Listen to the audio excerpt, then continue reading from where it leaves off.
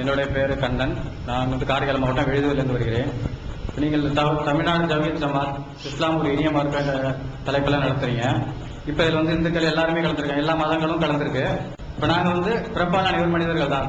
நான் இந்து மதத்தில் பிறந்தால் இந்து புனித நூல்களை நான் வணங்குகிறேன், இந்து நான் மதிக்கிறேன். அதேபோல் நீங்கள் இஸ்லாம் மதத்தில் பிறந்ததால் நீங்கள் இஸ்லாம் மதத்தில் பிறந்ததால் நீங்கள் இஸ்லாமிய புனிதமாக நினைக்கிறீர்கள். அப்படி இருக்கும்போது எங்களுடைய இந்து மதம் மற்ற மதங்களை அழைத்து இது போன்ற கருத்தரங்குகள் நடத்துவதில்லை.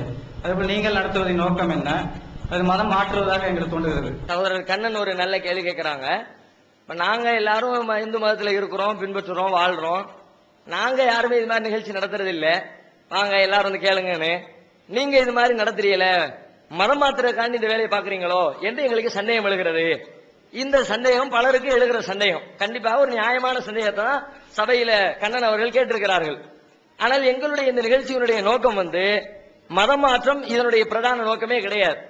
ஏன்னா நாங்க இந்த நிகழ்ச்சியின் வழியாக முஸ்லிம் அல்லா சகோதரர்கிட்ட நாங்க என்ன சொல்லுவோம்னா, நீங்க இது மாதிரி ஏன் நிகழ்ச்சி நடத்தக்கூடாதுன்னு கேட்கணும். நாங்க மட்டுமே நடத்துவோம், நீங்க மட்டுமே வரணும், நாங்க மட்டுமே பதில் சொல்லுவோம், நீங்க மட்டுமே கேட்கணும் அப்படின்னா தான் நீங்கள் சொல்லுகிற இந்த வாதம் ஏற்புடையது. நாங்க இந்த நிகழ்ச்சியிலே தேவைப்பட்ட யாராவது ஒருத்தர் கேட்க கூட வாய்ப்பு உண்டு. அந்த கேள்விக்கு இதைத்தான் நாங்க பதிலா சொல்லியிருப்போம்.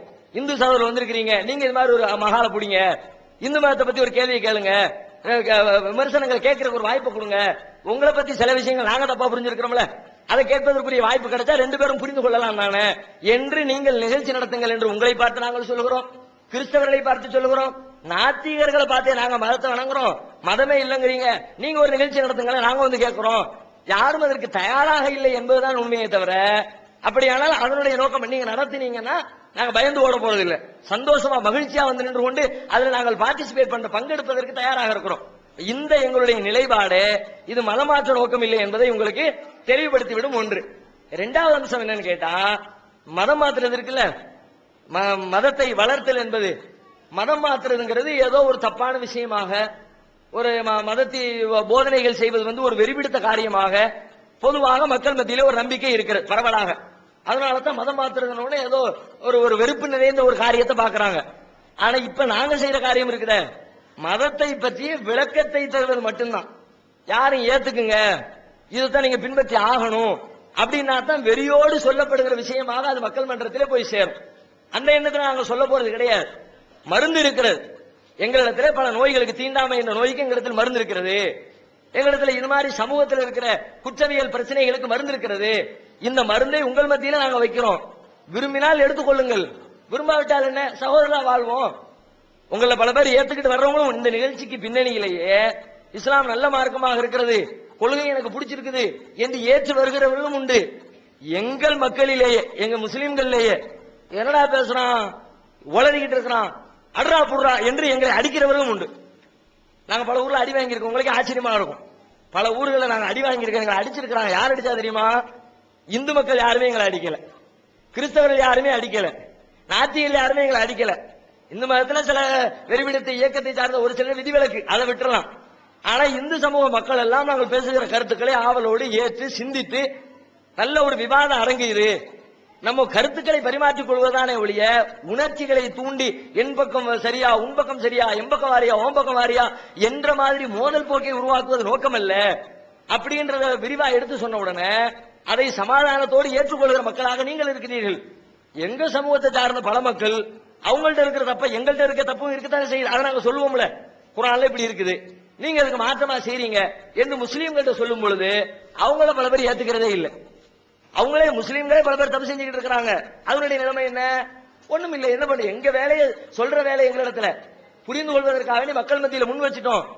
எண்ணிக்கை அதிகப்படுத்துவது இஸ்லாத்தினுடைய நோக்கமே கிடையாது. எந்த அளவுக்குன்னா, நபிகள் நாயகத்தினுடைய வரலாறு இதற்கு ஒரு பெரிய சான்று. மதமாற்றத்தை பொறுத்த வரைக்கும் நபிகள் நாயகத்தினுடைய வாழ்க்கையில அவர்களிடத்துல ஒரு சிறுவன் வேலை செய்தான். யூத மதத்தை சார்ந்தவன் அந்த சிறுவன். அந்த சின்ன பையன் வேலை செய்த சின்ன பையனுக்கு திடீர்னு நோய் ஏற்பட்டு மரணப்படுக்கையில விழுந்துட்டான். இன்னும் சிறிது நேரம், இன்னைக்கோ நாளைக்கோ அப்படிங்கிற மாதிரி மக்கள் அவன் போயிருவான் என்று எதிர்பார்த்திருக்கிற தருணத்துல அந்த மனிதனை, அந்த சிறுவனை போய் பார்க்க போகிறார். நபிகள் நாயகம் அவர்கள் நலம் விசாரிப்பதற்காண்டி போகிறாங்க. விஷயம் கேள்விப்பட்டு போனா போய் தலைமாட்டில் உட்கார்ந்துக்கிட்டு இஸ்லாத்தினுடைய கொள்கைகளை சொல்றாங்க.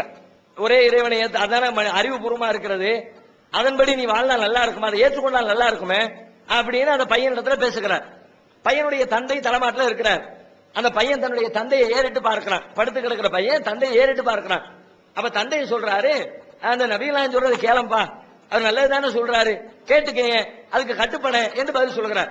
உடனே அந்த பையன், நீங்க சொல்லக்கூடிய மார்க்கத்தை நான் ஏற்றுக்கொள்கிறேன் சொல்லி கொஞ்ச நேரம் ஆகல அவன் இறந்து விடுகிறான்.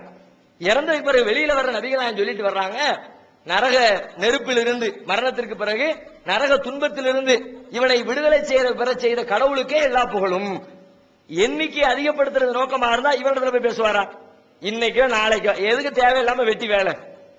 யாராவது எண்ணிக்கையை தான் பெருது, நம்முடைய மதம் பெருசாக இருக்கணும், மக்கள் மத்தியில் எல்லாரும் நம்ம மதத்தை சார்ந்தவங்களா இருக்கணும் என்ற நோக்கத்தோடு தான் எங்களின் பிரச்சாரம் அமைந்திருக்கும் என்று சொன்னால், சாக கிடக்கிற மனுஷன் போய் நாங்க பேசுவோமா?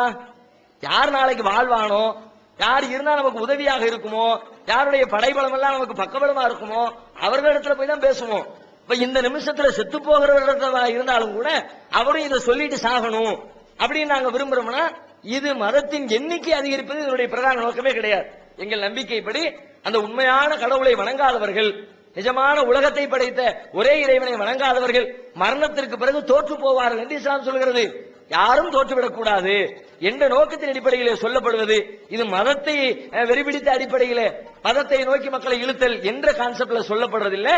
ஆனால் இதுதான் உண்மை என்பதை மக்கள் மத்தியில் பதிய வைப்பதற்காக வேண்டியதான் நாங்கள் சொல்லணும். டிஎன்டிஜே நடத்தும் ஆதரவற்றோர் முதியோர் இல்லம். பெற்றோர்களை பராமரிக்க வேண்டிய பிள்ளைகள் தங்கள் மார்க்க கடமைகளை மறந்து அவர்களை வீட்டை விட்டு வெளியேற்றி எவ்வித ஆதரவும் இல்லாத அனாதைகளாக அடுத்த வேளை உணவுக்கு கூட யாருடைய உதவியையாவது எதிர்நோக்கி காத்திருக்க கூடியவர்களாக மாற்றி விடுகின்றனர்.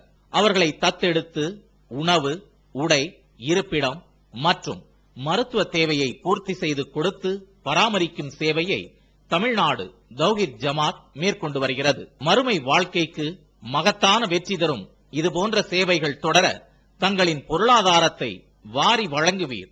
உங்களது நன்கொடைகளை டிடியாகவோ செக்காகவோ மணி ஆர்டராகவோ அனுப்பலாம். டிடி அனுப்புபவர்கள் தமிழ்நாடு தௌஹீத் ஜமாஅத் வங்கி கணக்கு எண் 7882748727 இந்தியன் வங்கி மண்ணடி கிளை என்ற பெயரில் எடுத்து அனுப்ப வேண்டிய முகவரி தமிழ்நாடு தௌஹீத் ஜமாஅத் மாநில தலைமையகம் 30 அரண்மனைக்காரன் தெரு, மண்ணடி, சென்னை 1.